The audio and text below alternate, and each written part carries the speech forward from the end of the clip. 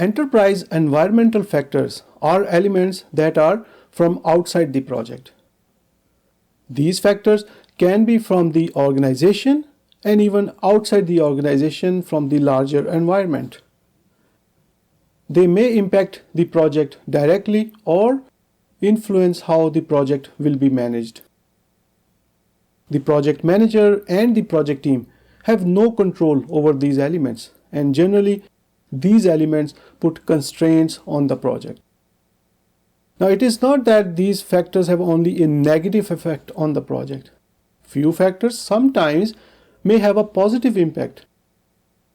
This positive impact can be in such a way that they may create constraints that actually help the project succeed.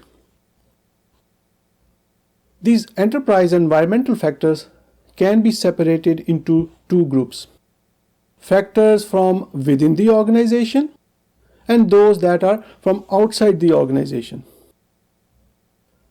Let us first review factors that are internal to the organization.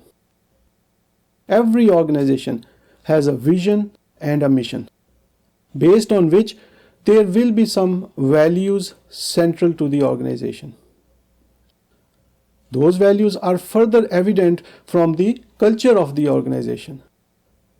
The leadership style of senior management, hierarchical nature, and style of governance are all related to each other, and they must reinforce each other. So, an organization whose mission is to innovate, that approach will be seen in the culture and organizational style. Risk-seeking behavior will be encouraged in such an organization.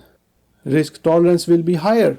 So the culture of an organization is a big factor. The location of various facilities and resources like plants, factories, shared systems, virtual teams, and cloud computing can put constraints on the project. Similarly, availability and age of the infrastructure, for example, equipment, building, and data center. It is not just that the data center, equipment, or other IT infrastructure, even the software can be a constraint. Email software, scheduling software, work authorization software, and web-based systems are also a good example of that.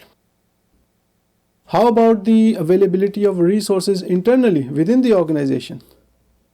The capability of employees, their skills, expertise, and competencies, ease of access to external resources, the procurement policies and procedures, agreements that are in place, are all those elements that can restrict and put a constraint on the project options.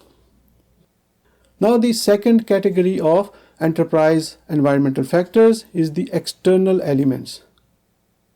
Marketplace conditions, which include competitors, the market share held by the organization's brand and trademarks can put constraints. Then, political climate is a factor. How stable is the political environment? Is there a change of government expected at various levels during the project time frame? How it may impact the project constraints? How about the general code of conduct in the society and business environment? And this can change from one country to another. Same way, sometimes some way of conducting in a business environment may be abnormal in one society but completely normal in the other society. For example, hiring relatives first to fill open positions versus calling such practice nepotism and considering it as a conflict of interest. Provincial and state laws and country laws and regulations need to be understood well, as they can put several constraints on the project. These laws can be related to employment regulations, data protection and privacy requirements, contract negotiations, and other areas. This type also includes knowing the standards established by the government, like for example the building code. In many industries, there are commercial databases available, which can be accessed by paying a fee. These can be very helpful in conducting benchmarking studies. knowing the productivity rates and unit costs, as well as general industry practices. Similarly, access to academic research is also helpful. Are there any new ideas, theories, and technologies being explored and researched? Are there any relevant papers and publications that can help the project? Then financial aspects are also important. Current currency exchange rates, interest rates on loans, and inflation, as well as a lookout or forecast of what these will look like throughout the project execution. Projects with large foreign exchange transactions or loan disbursements or long-term projects will need to consider these in more details. The project team must also understand the tariffs and tax rates for various items and activities so that there are no surprises later.